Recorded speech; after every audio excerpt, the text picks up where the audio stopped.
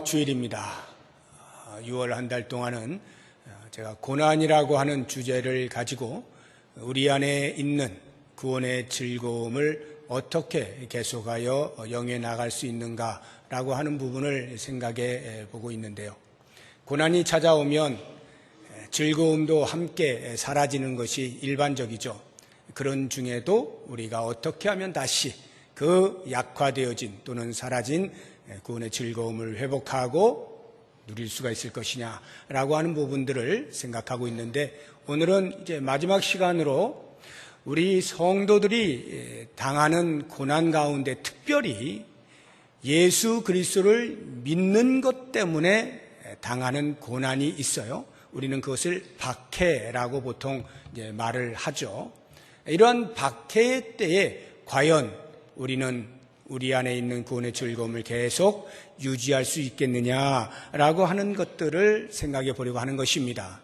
오늘날 지금 우리의 상황 속에서 돌아보면 그렇게 큰 박해를 받지는 않습니다. 그래서 오늘 말씀이 어쩌면 귀에 잘 들어오지 않을런지도 모르겠어요. 내 삶에 별로 상관이 없고 나는 우리 가족 안에서 신앙생활 잘 하고 있고 누가 나의 신앙생활을 방해하거나 핍박하는 일이 없기 때문에 잘 안 들어올지도 모릅니다. 그러나 좀 더 넓게 생각을 하면 우리의 주변에 나 아닌 다른 누군가가 얼마든지 이러한 상황 속에 있을 수 있다는 것을 생각하면서 말씀을 잘 들으시고 때로 필요하면 그들에게 용기도 북돋아주고 힘을 실어주고 하는 이런 일들을 감당하면 좋겠어요.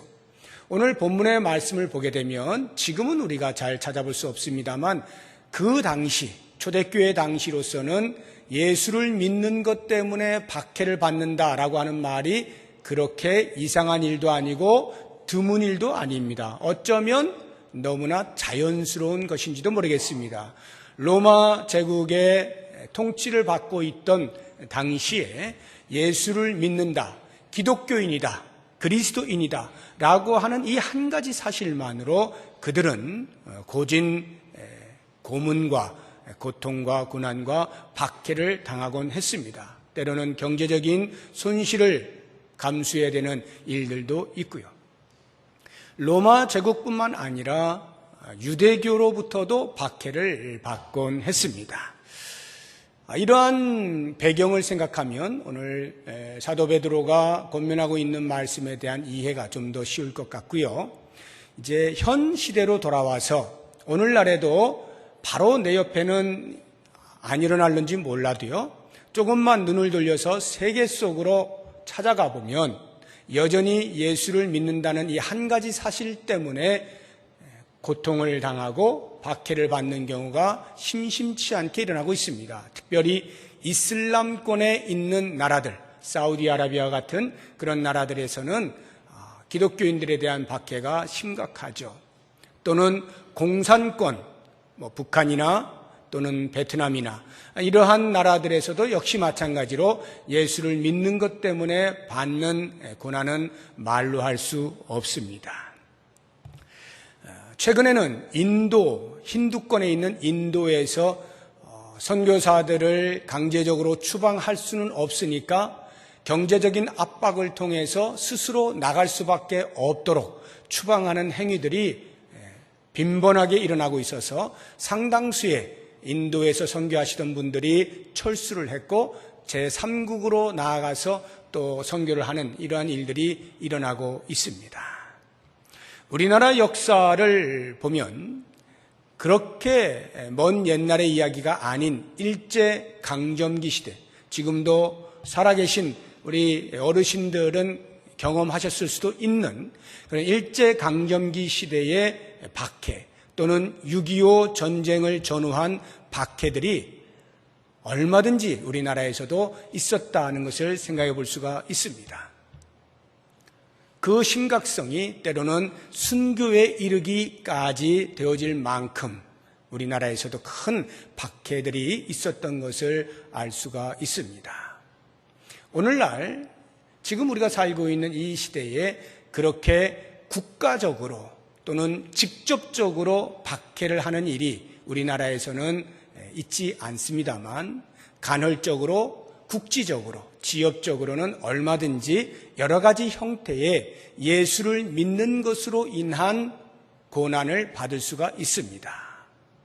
조롱을 받는다든가 무시를 당한다든가 아니면 실제적인 박해를 받는다거나 가족 안에 예수를 믿지 않는 사람들로부터 그러한 박해나 또는 조롱과 무시를 당할 수가 있고요. 직장에서 직장 동료들로부터도 역시 그러한 무시를 당할 수도 있고 때로는 왕따를 당하기도 합니다.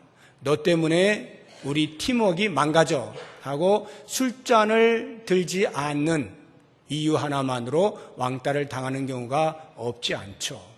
이러한 일들 또는 경제적으로 예수를 믿는 그 한 가지 이유 때문에 손해를 보는 경우도 없지 않습니다.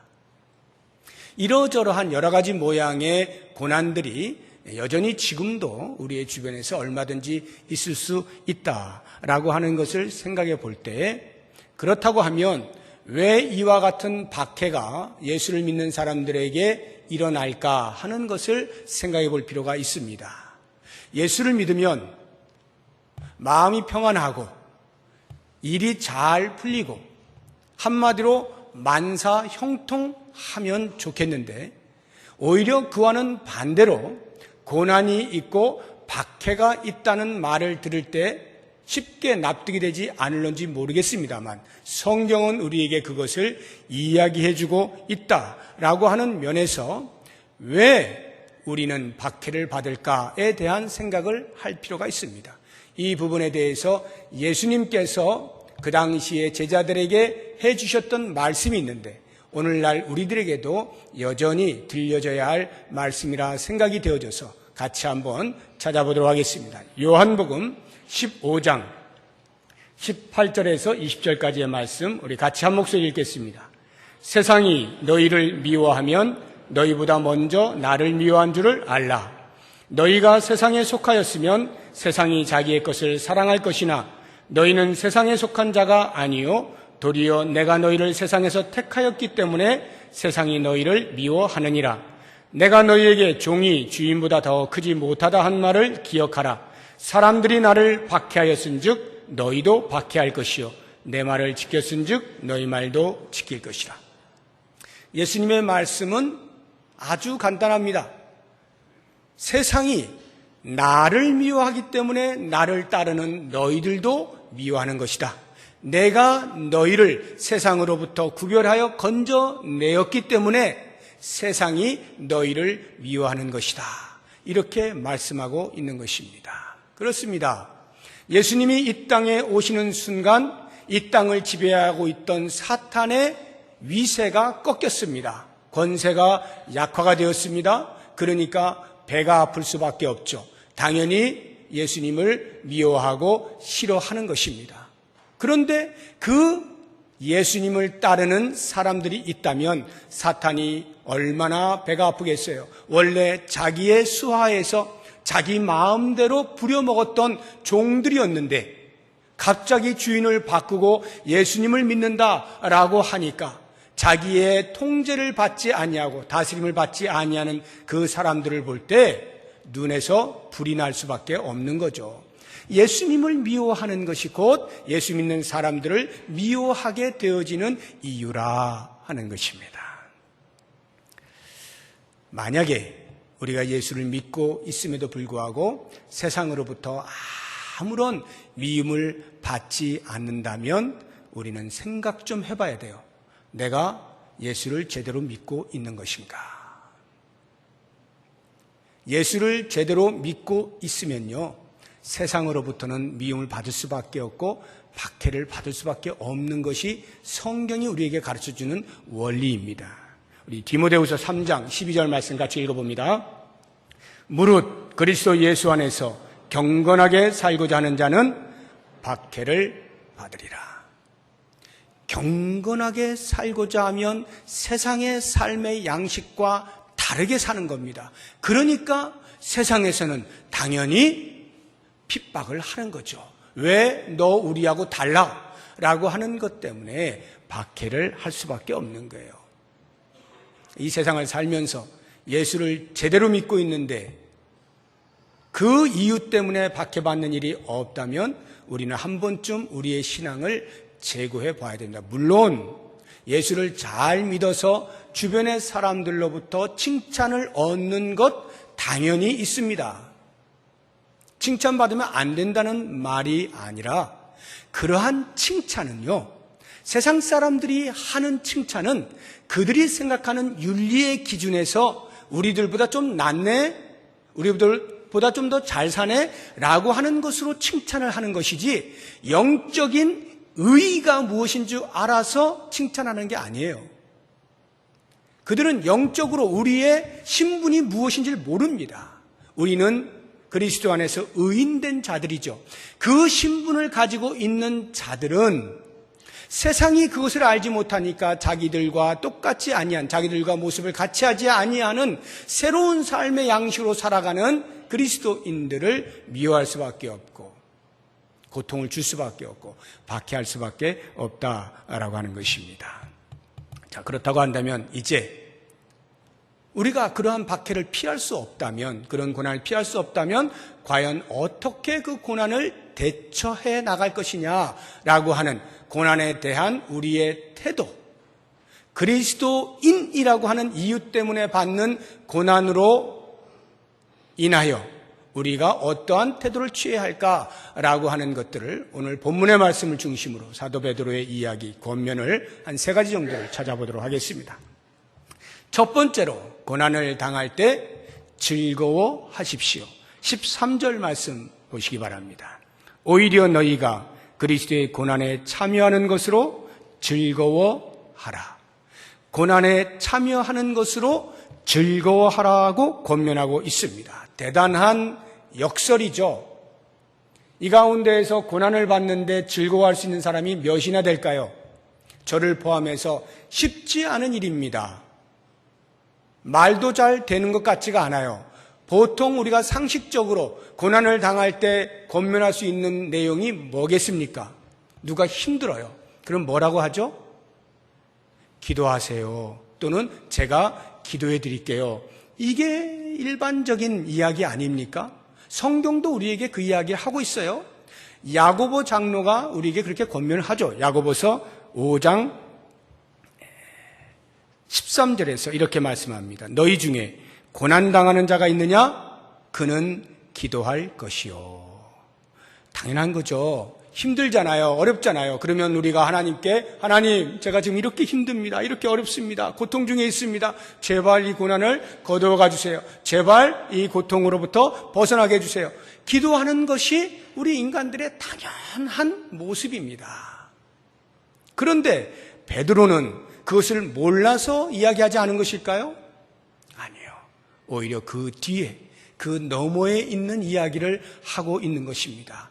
고난을 당하면 마땅히 기도해야죠. 그러나 계속 눈물만 흘리고 신음만 하고 있을 것이 아니라 그 고난이 우리로 하여금 기쁨을 창출해낼 수 있다는 사실을 깨달으라 라고 역설을 하고 있는 것입니다. 이 역설은 베드로 스스로 하고 있는 것이 아니라 예수님께서 먼저 말씀하신 거예요. 사실은 마태복음 5장에 보면 산상수훈 가운데 8복이 나오죠.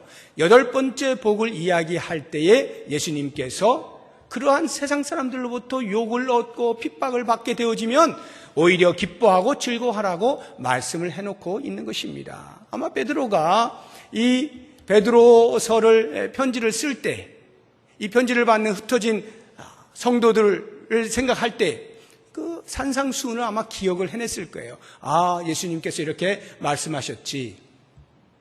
그러면서 격려를 하는 겁니다. 물론 그 격려는 이론적으로 예수님이 그렇게 말씀하셨으니까 나도 여러분들에게 이렇게 말합니다. 그 정도의 권면이 아니에요. 실제로 베드로는 자기의 신앙의 삶에서 그것을 경험을 한 것입니다. 비록 베드로가 예수님을 부인하긴 했습니다만 부활하신 주님을 만난 이후, 성령 강림을 경험한 이후 성령의 충만함으로 복음의 전사가 되어서 전혀 새로운 삶을 살지 않습니까? 그러니까 그 유대교회 관리인들이 큰일 났다. 예수를 죽었다라고 분명히 십자가에 못 박았는데 다시 부활했다라고 말을 하면서 복음을 전하고 있으니 우리 유대교가 큰 타격을 입겠다 라고 하는 생각을 하면서 사도들을 막 잡아들입니다. 옥에 가둡니다. 그리고 때립니다. 말을 못하게 합니다. 절대로 말하지 마라. 그때 이 사도들이 말하죠. 내가 너희들 말을 들을까 아니면 하나님의 말씀을 들을까? 무엇이 옳다고 생각하느냐? 이렇게 하면서 내가 보고 들은 것을 전하지 아니할 수 없다라고 하지 않습니까? 그러면서 계속되어지는 그 박해에 대하여 이 사도들이 어떻게 반응했는지 사도행전 5장이 우리에게 이야기해 주고 있습니다. 41절 같이 읽어봅니다. 사도들은 그 이름을 위하여 능욕받는 일에 합당한 자로 여기심을 기뻐하면서, 이 말씀이 얼마나 흥미로운지 모릅니다. 그냥 고난받는 것을 기뻐한다 이렇게 표현하고 있지 않고요. 고난받는, 예수 그리스도의 이름 때문에 고난받는 그 자격에 합당하게 되어진, 하나님이 나를 보고 와 너는 이제 됐어, 자격이 충분해 라고 이야기해 주시는 그것 때문에 기뻐한다 이런 말이에요. 정말로 이상하지 않습니까? 예수를 믿으면 그냥 믿으면 되지 고난을 받아야 예수 믿는 것에 대한 증명이 되어지는 건 아니잖아요. 그런데 이 사도들이 이렇게 말하고 있는 것입니다. 고난을 받으면서 드디어 우리는 예수 믿는 사람으로 하나님께 인정을 받게 되었다. 왜요? 고난을 받는데도 믿음이 흔들리지 아니하고 계속해서 붙잡고 있으니까 하나님이 보실 때 야, 너 진짜구나 라고 해주시는 그 인정을 생각하면서 기뻐하였다. 베드로와 사도들이 이렇게 자신들의 삶에서 직접 박해를 받을 때에 그 마음으로부터 큰 기쁨을 누렸던 그 경험들을 생각하면서 지금 편지를 쓰고 있는 거예요. 고난에 참여하는 것으로 즐거워하십시오.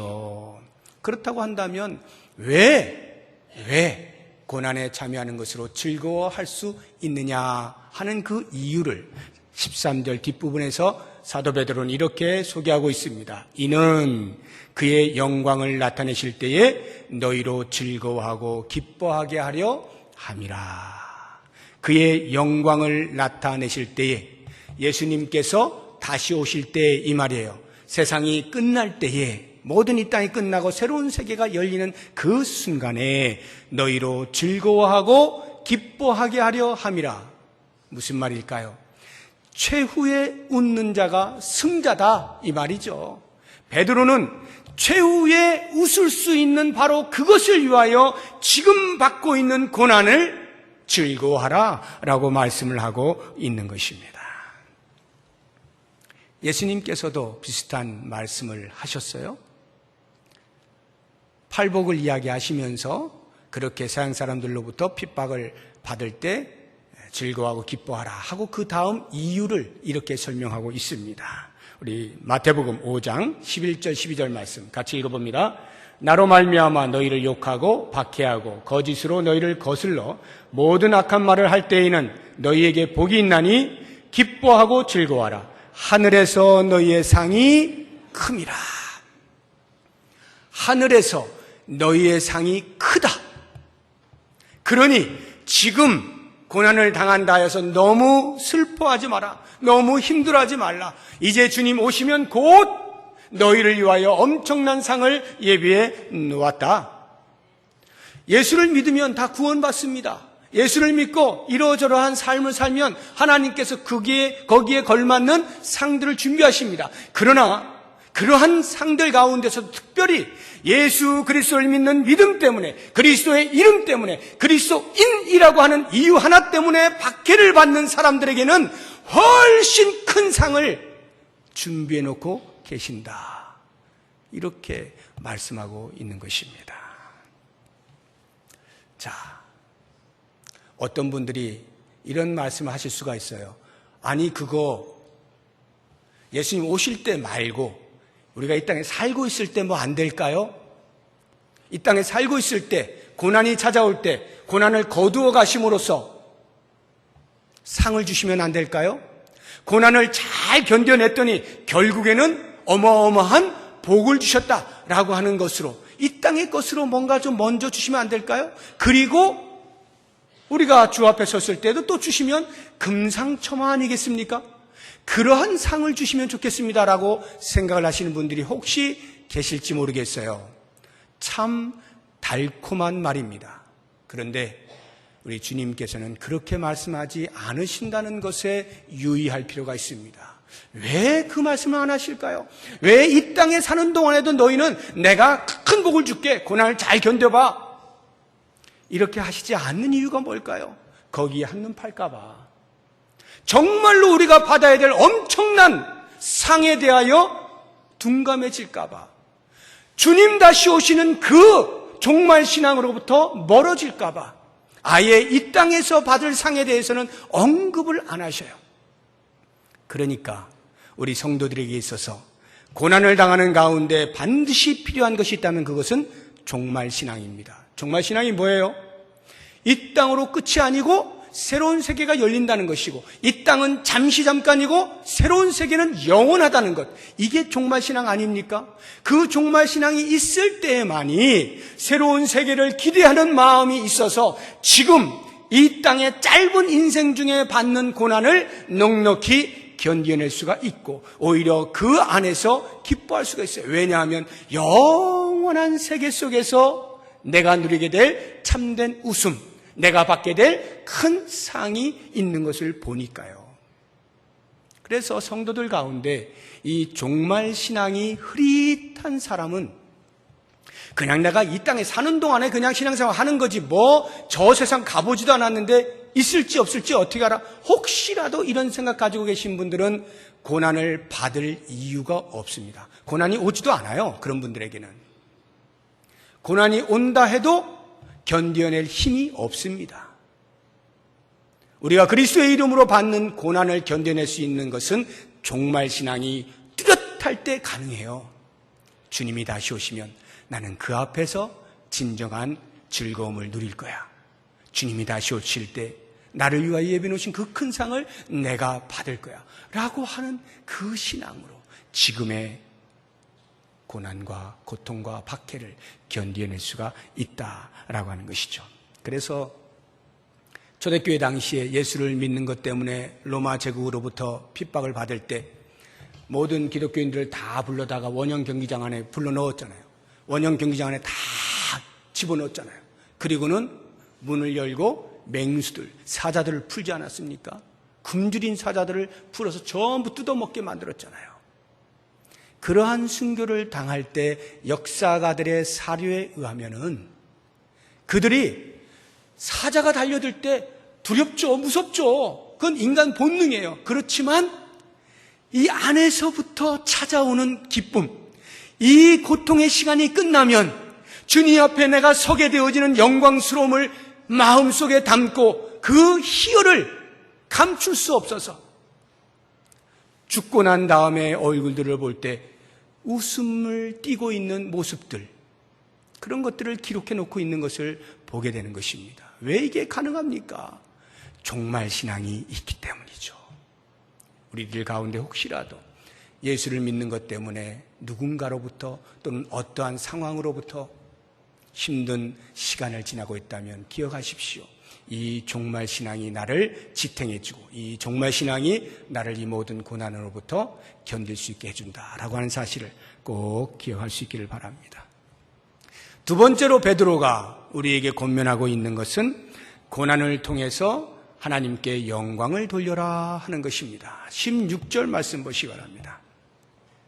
만일 그리스도인으로 고난을 받으면 부끄러워하지 말고 도리어 그 이름으로 하나님께 영광을 돌리라. 우리가 그리스도를 믿는 것 때문에 고난을 받으면 결코 부끄러워할 일이 아닙니다.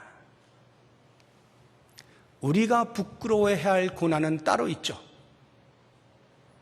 예수 그리스도를 믿는 사람으로서 마땅히 해야 할 언행을 하지 못하고 실수하면서 잘못하면서 받게 되어지는 지탄이나 비난이나 고난이 있을 때 우리는 그것을 부끄러워해야 합니다.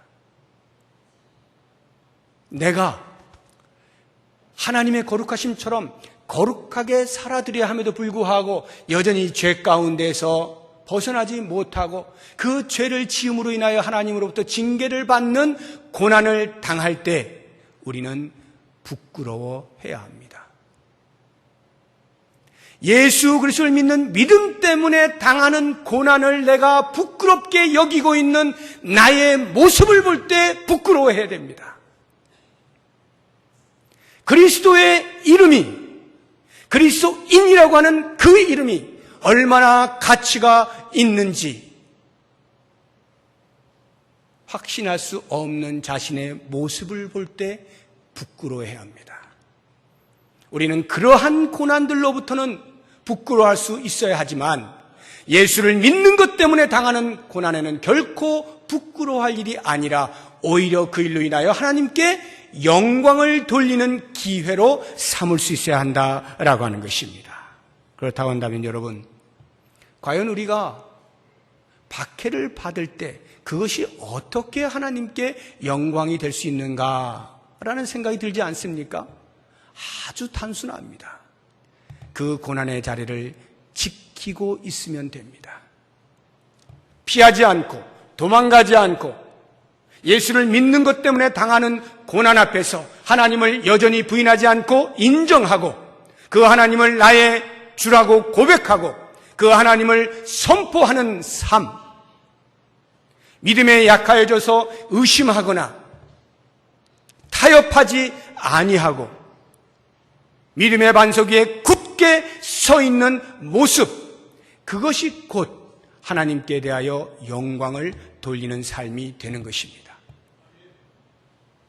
나봇이라고 하는 사람을 아실 겁니다. 엘리야 시대 때 아합 왕이 궁전으로 들어가는 길에 나봇이 가지고 있던 포도원을 보고 너무 좋아 보여서 그것을 달라고 합니다.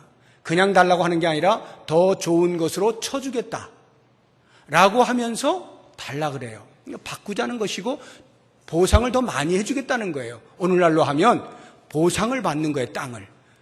누가 그것을 싫어하겠습니까? 얼른 하죠. 훨씬 더 많은 것을 주는데요. 그런데 나봇이 싫다 그래요. 요즘 말로 하는 그 건축에 뭐 알박기 이런 거 있잖아요. 나봇이 그 알박기를 하고 있는 게 아니에요. 그게 아니라 나봇이 지금 이 포도원을 왕이 요청하는데도 주지 않는 이유는 왕보다 더 위대하신 영원한 왕이신 하나님께서 자기 가문에 주신 기업을 사고 팔 수 없도록 만들어 놓으신 율법을 어기지 않으려고 하는 신실함 때문에 왕이 요청하는 것임에도 불구하고 팔지를 않습니다. 주지를 않아요. 버팁니다. 이것은 안 됩니다. 하나님께서 우리에게 가지고 있으라고 주신 땅입니다. 아합도 그 사실을 너무나 잘 알고 있으니까 강제로 뺏질 못해요. 대신에 가슴앓이를 하는 거죠. 끙끙 앓습니다. 머리에 수건을 두르고 알아 누웠습니다. 부인인 이세벨 보니까 이게 웬일입니까? 어찌된 일입니까 왕이요? 그랬더니 자초지종을 이야기합니다. 저 나봇이라고 하는 사람이 포도를 가지고 있는데 내가 더 좋은 걸로 쳐준다고 하는데 안 주네? 어쩔 수 없어. 끙끙거리고 있으니까 이세벨이 걱정하지 마세요. 제가 해결해 드릴게요. 이세벨은 이방인입니다. 전혀 하나님을 섬길 이유도 없는 사람이에요. 그러니까 그가 음모를 꾸밉니다. 나봇이 살고 있는 동네에 몇 사람을 매수를 합니다. 거짓 증언을 하게 만듭니다. 거짓 증인을 세워서 나봇을 죽여요. 그리고 그 포도원을 국가로 귀속을 시켜서 아합 왕이 취할 수 있게 합니다. 만약에 여러분들이 나봇이었다면 어떻게 할 것 같습니까? 제가 나봇이라면 많이 생각을 해보았어요. 나는 끝까지 버틸 수 있었을까? 시간이 있습니다. 거절을 합니다. 아합이 드러눕습니다. 이세벨이 음모를 꾸밉니다. 거짓 증인을 세웁니다. 재판을 합니다. 그 많은 시간들 속에 점점 삶의 위협이 다가옵니다. 이러다가는 내가 죽을지도 모르겠다고 하는 것을 얼마든지 상황적으로 알 수 있는 상황입니다. 그러한 때에 이제 그만해야 되겠다. 내 마음 하나님께서 아시겠지. 내가 최대한 보호를 하려고 했는데 이거는 불가항력적이야. 그렇다고 내가 포도원 때문에 죽을 수는 없는 것 아닌가. 하나님께서도 그걸 원치는 않으시겠지 하고 타협의 손을 내밀 수가 있었어요. 그러한 기회가 얼마든지 있었어요. 만약에 제가 나봇이었다면 나는 그렇게 하지 않았을까 하는 생각을 하게 됩니다. 그만큼 무엇인가를 지키기 위하여, 신앙의 자리에 굳게 서기 위하여 목숨을 거는 것은 쉬운 일이 아닙니다. 그런데 이 나봇이 그렇게 하잖아요. 그냥 죽잖아요. 신앙의 자리에서 이탈하지 아니하고 부인하지 아니하고 자기가 알고 있는 율법의 말씀, 그것을 어기지 않으려고 그냥 무식하게, 미련하게, 우리가 보아도 답답할 정도로 그렇게 광신적으로 그 자리 지키고 있다가 죽어버리는 나봇. 그런데 하나님께서는 그 나봇을 통하여 영광을 받으신다는 겁니다.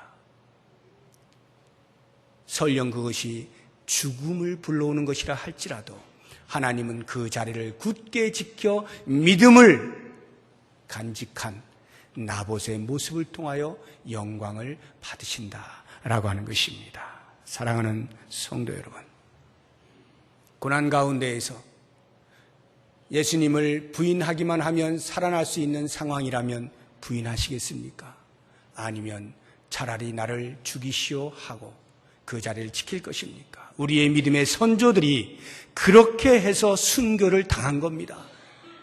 잠깐만 눈 감아 주어도 얼마든지 살 수 있고 그 이후에도 얼마든지 목회를 할 수 있었지만 우리의 신앙의 선조들은 그렇게 예수를 믿어서는 안 된다 하고 그 자리를 지킴으로 자기의 목숨은 내줄지언정 하나님께 영광을 돌리는 삶을 살았던 것 기억하시면서 우리도 어떠한 고난 속에도 이러한 삶을 살게 해주십시오. 기도하시고 다짐할 수 있기를 바랍니다. 마지막 세 번째로 베드로가 우리에게 권면하고 있는 것은 고난당할 때 나의 영혼을 미쁘신 창조주 하나님 아버지께 의탁하라 하는 것입니다. 19절 말씀 보십시오. 그러므로 하나님의 뜻대로 고난을 받는 자들은 또한 선을 행하는 가운데에 그 영혼을 미쁘신 창조주께 의탁할지어다. 고난을 당합니다. 그 고난의 최절정, 고난의 마지막 종점이 어디겠습니까? 죽음이죠, 당연히. 고난의 끝이 죽음이겠죠. 그러면 그 죽음을 주님께 의탁하면 어떻게 될까요? 지금 이 19절의 말씀, 선을 행하는 가운데 그 영혼을 미쁘신 창조주께 의탁하라라고 하는 것은 나의 영혼이 이렇게 되든 저렇게 되든 주님이 알아서 하십시오 라고 하는 거예요. 주님이 알아서 하세요. 그 말의 의미가 뭐겠어요? 살리시든 죽이시든 알아서 하세요. 더 쉽게 이야기하면 죽으면 죽겠습니다. 죽으라고 하면 죽을 테니까 알아서 해주세요. 완전히 주 앞에 그 영혼을 의탁을 해버리면 그 고난을 통하여, 박해를 통하여, 아니 그 고난의 끝인 죽음을 쥐고 흔들어대면서 위협하는 사탄이 어떻게 될까요? 더 이상 힘을 쓸 수가 없는 거죠. 예수님을 보세요. 예수님이 죽음 직전에 어떻게 하는가? 우리 누가복음 23장 46절 같이 읽어봅니다. 예수께서 큰 소리로 불러 이르시되 아버지 내 영혼을 아버지 손에 부탁하나이다 하고 이 말씀을 하신 후 숨지시니라. 십자가에서 돌아가실 때 아버지 내 영혼을 부탁드립니다. 자신의 영혼을 의탁하는 거예요. 스데반도 그렇게 하죠. 사도행전 7장 59절 60절 같이 읽어봅니다. 그들이 돌로 스데반을 치니 스데반이 부르짖어 이르되 주 예수여 내 영혼을 받으시옵소서 하고 무릎을 꿇고 크게 불러 이르되 주여 이 죄를 그들에게 돌리지 마옵소서 이 말을 하고 자니라. 죽음 직전에서조차 제발 살려주세요. 내가 지금까지 했던 말 다 부인할게요. 제발 목숨만 살려주세요. 이렇게 한 것이 아니라 차라리 영혼을 아버지께 의탁하는 거예요. 아버지, 제 영혼을 받으세요. 제 영혼을 부탁드립니다. 제 영혼을 알아서 해주세요. 차라리 죽겠습니다. 이 말 아니에요? 우리 안희숙 여사의 일대기를 쓴 죽으면 죽으리라는 책 아시죠? 죽으면 죽으리라. 그렇게 되면요, 그 죽음을 최후의 무기로 꽉 잡고 성도들을 흔들고 위협했던 그 사탄이 꼬리를 내릴 수밖에 없는 거예요. 더 이상 어떻게 해볼 길이 없어요. 더 이상 그 성도들을 막아설 수 있는 길이 없는 거예요. 죽음을 넘어서 버리면 사탄은 더 이상 힘을 쓰지 못하는 거죠. 우리의 영혼을 아버지 하나님께 맡겨버리면 이미 우리는 그 고난을 이긴 자가 되는 것입니다. 사랑하는 성도 여러분, 오늘 본문을 통하여서 사도 베드로가 우리에게 권면하고 있는 그리스도의 이름으로 말미암아 예수를 믿는 것 때문에 고난을 당하고 박해를 받을 때 여러분들 이렇게 하십시오라고 권면한 이 세 가지 꼭 기억하시길 바랍니다. 고난을 당할 때 오히려 그 고난에 참여하는 것으로 기뻐하고 즐거워하시고, 그 고난이 오히려 내가 하나님께 영광을 돌릴 수 있는 기회가 된다는 것과, 차라리 내 영혼을 주 앞에 의탁드려서 고난을 넘어설 수 있는 이와 같은 삶, 우리가 마음에 깊이 새기고 우리의 주변에 이러한 고난 가운데 있는 사람들에게도 이러한 말씀으로 위로하고 격려하고 함께 세워주면서 어떠한 고난 가운데서도 승리를 경험하고 주의 나라 이루어갈 수 있는 우리 모두가 될 수 있기를 주의 이름으로 부탁드립니다. 기도하겠습니다. 하나님 아버지, 힘들고 어려울 때, 눈물 날 때, 박해를 받을 때 흔들려서는 안 되지만 우리의 마음의 기쁨들이 사라지고 슬픔과 낙심과 근심이 있을 수밖에 없습니다. 그러한 중에 주께서 말씀을 통하여 우리에게 들려주신 음성을 귀 기울여 듣습니다. 주여, 우리의 마음에 있는 구원의 즐거움 사라지지 않게 하여 주시고 오히려 더 활발하게 주님 바라보면서 그 큰 즐거움을 누리며 살아갈 수 있는 복을 허락하여 주시옵소서. 고난 중에 있는 모든 성도들을 위로하여 주시고 주의 능력의 팔로 붙으사 때로 죽음이 우리 앞을 맞이한다 할지라도 피하지 아니하고 넉넉히 버티어 설 수 있는 믿음의 용사들이 되게 하여 주옵소서. 예수님의 이름으로 기도드립니다. 아멘. 우리 다 같이 자리에서 일어나